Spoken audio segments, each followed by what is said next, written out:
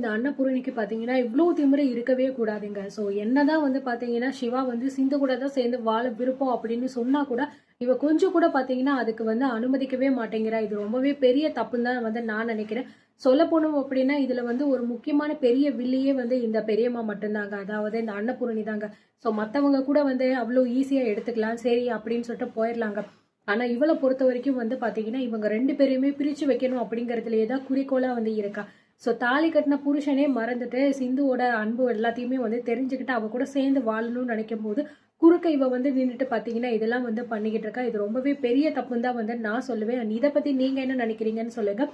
So அடுத்த வாரம் பாத்தீங்கன்னா என்ன நடக்க போகுதுன்னா, இந்த மாதிரி 2 பேருமே ஹோட்டல்ல இருக்கிறத விசாரிச்சு தெரிஞ்சுக்கிட்டு நேரா அங்க போயிட்டு ஸோ சிந்துவை போட்டு பயங்கரமா அடிச்சதுல சிவா பாத்தீங்கன்னா நான் வந்து இந்த மாதிரி சிந்து கூட தான் வந்து நான் வந்து வாழ்வேன். அது மட்டும் இல்லாம கேஸ் வந்து கோர்ட்ல இனிமே தானே போய்கிட்டு இருக்கு. அப்படி இருக்கும்போது இப்ப நாங்க சிந்து கூட சேர்ந்து இருக்கிறதுல என்ன தப்பு இருக்கு அப்படிங்கிற மாதிரி வந்து சொன்னதுனால அப்போதைக்கு வந்து அவளால எதுவுமே வந்து பேச முடியல.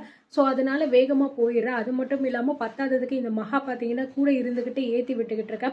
பாத்தி பாத்தீங்களாக்கா அந்த சிந்து வந்து நம்ம சிவாவை எப்படி மாத்தி வச்சிருக்கா அப்படின்னு சொல்லிட்டு நீங்க என்ன சொன்னாலும் அதுக்கு வந்து சரி அப்படின்னு சொல்லிட்டு கேட்குற நம்ம பிள்ளைய வந்து இப்போ இந்த அளவுக்கு வந்து உங்களை எதிர்த்து பேசுற அளவுக்கு அவ மாத்தி வச்சிருக்கா. அவளை சும்மாவே விடக்கூடாதுக்கா. அவ இந்த வீட்டுல இருந்தா அப்படின்னா கண்டிப்பா சிவா வந்து மாறிடுவான் அப்படிங்கிற மாதிரி வந்து அவ அவ அவ பேச்சுக்கு என்ன பேசணுமோ எல்லாத்தையுமே பேசி பேசி பாத்தீங்கன்னா நல்லா ஏத்தி விட்டுக்கிட்டே இருக்கா. இதுதான்டா சாக்கு. இந்த சாக்கை வச்சு நம்ம உள்ள போயிடணும் அப்படிங்கிற மாதிரி பிளான் பண்ணி தான் அவ எல்லாத்தையுமே வந்து பண்ணிக்கிட்டு இருக்கா.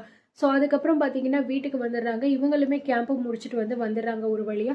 அதுக்கப்புறம் வந்து இங்க வீட்டுக்குள்ள வந்து சிவா வந்து சரி எல்லா வேலையும் முடிச்சுட்டு நம்ம வந்து ஹாஸ்பிட்டலுக்கு கிளம்பலாம் அப்படிங்கிற மாதிரி வந்து கிளம்பிக்கிட்டு இருக்காங்க. ஸோ அந்த நேரம் பார்த்து வந்து பாத்தீங்கன்னா இங்க வந்து அன்னபூரணி வந்து கூப்பிடுறாங்க. சிவா இங்க வா அப்படிங்கிற மாதிரி வந்து கூப்பிடுறாங்க ரொம்பவே கோவமா. ஸோ அந்த நேரத்துல சிவா அங்க வந்துட்டு வந்து என்ன பெரியமா சொல்லுங்க அப்படிங்கிற மாதிரி வந்து சொல்றாங்க. இங்க பாரு சிவா, நான் வந்து இப்ப சொல்றதுதான் வந்து கடைசி. இதுக்கு மேல நீ எதுவுமே வந்து என் வார்த்தைக்கு மறுபேச்சு நீ வந்து பேசவே கூடாது. நான் இப்போ ஒரு முக்கியமான விஷயம் எடுத்திருக்கேன். உனக்கும் சிந்துக்கும் பாத்தீங்கன்னா கோர்ட்ல டைவர்ஸ் கேஸ் போய்கிட்டு இருக்கு. அது உண்மைதான். ஆனா அதுக்காக வந்து அவ இந்த வீட்டு மருமகளா வந்து என்னைக்குமே ஆகிரவே முடியாது. அது மட்டும் இல்லாம அந்த கேஸ் வந்து முடிஞ்ச உடனே வந்து உனக்கு நான் வேற ஒரு பொண்ணை பார்த்து கல்யாணம் பண்ணி வைப்பேன். நீ அவ கூட தான் சேர்ந்து வாழணும் அப்படிங்கிற மாதிரி வந்து இங்க அன்னபூரணி வந்து ரொம்பவே கட் அண்ட் ரைட்டா கோவமா வந்து சொல்றாங்க. ஸோ சிவா வந்து பாத்தீங்கன்னா இல்ல பெரியம்மா, என்னால அது வந்து முடியாது. சிந்துவை தான் நான் வந்து என் மனைவியா ஏத்துக்கிட்டேன். நான் வந்து சிந்து கூட சேர்ந்து தான் வந்து வாழணும்னு ஆசைப்படுறேன். ஆனா அதுக்காக வந்து நீங்க வந்து எப்போ வந்து அதுக்கு அனுமதி குடுக்குறீங்களோ, அப்போ நான் சிந்து கூட சேர்ந்து வாழ்ந்துக்கிறேன். அது வரைக்கும் நான் வந்து உங்களோட அனுமதிக்காக நான் வெயிட் பண்ணுவேன். ஆனா சிந்துவ என்னால மறக்க முடியாது. அவள தவிர வேற எந்த வாழ்க்கையுமே என்னால வந்து யோசிச்சு கூட பார்க்க முடியாது அப்படின்னு சொல்லிட்டு நம்ம சிவா வந்து கட் அண்ட் ரைட்டா வந்து சொல்லிடுறாரு. ஸோ இதை கேட்டு பயங்கரமா வந்து பாத்தீங்கன்னா நம்ம அன்னபூரணியும் வந்து டென்ஷன் ஆகுறாங்க. இந்த பக்கம் டேபிள்ல உட்காந்துட்டு நம்ம பைரவியும் சாப்பிட்டுக்கிட்டு இருக்காங்க.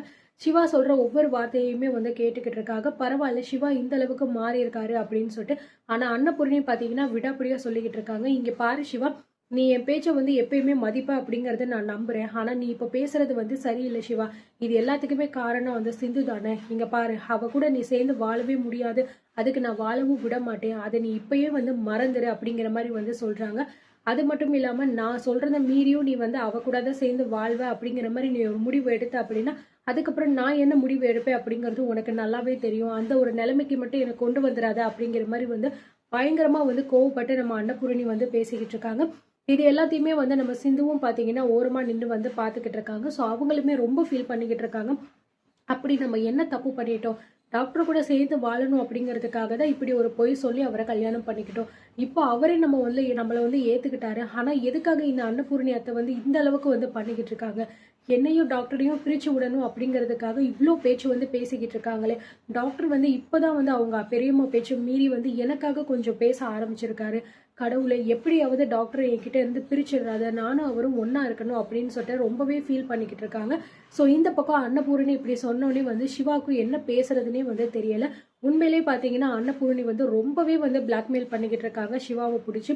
நீ இது வந்து நான் சொல்றதை நீ கேட்டுதான் ஆகணும் அப்படிங்கிற மாதிரி ஒரு அதிகாரம் தான் பண்ணிக்கிட்டு இருக்காங்க. ஆனா அவங்கள பொறுத்த வரைக்கும் அது பாசம் அப்படி இப்படின்னு சொல்லிக்கிட்டு இருக்காங்க. ஆக்சுவலி சொல்ல போனோம்னா இது வந்து உண்மையிலே ஒரு அதிகாரம் தான். தான் சொல்றதை தான் இவன் கேட்டே ஆகணும். அப்படி கேட்கணும் அப்படின்னா நான் என்ன வேணாலும் செய்வேன் அப்படிங்கிற மாதிரி ஒரு கேவலமான ஒரு புத்தி தான் இந்த அன்னபூரணிக்கு இருக்கு. ஸோ இது ஏன் அவளுக்கு வந்து புரிய மாட்டேங்குது? தான் புள்ளைக்கு ஒரு நியாயம், இன்னொருத்தனுக்கு வந்து ஒரு நியாயம் அப்படிங்கறதுல தான் அவ வந்து இருந்துகிட்டு இருக்கா. ஸோ கண்டிப்பா யாராவது ஒரு ஆள் வந்து அவளுக்கு வந்து இப்படி பேசுறதெல்லாம் தப்பு அப்படின்னு சொல்லிட்டு புரிய வைக்கணும். எனக்கு என்னமோ இந்த விஷயத்த வந்து பைரவி புரிய வைப்பா அப்படிங்கிற மாதிரி வந்து தோணுது. ஸோ என்ன நடக்குது அப்படிங்கறத பொறுத்திருந்து பார்க்கலாம்.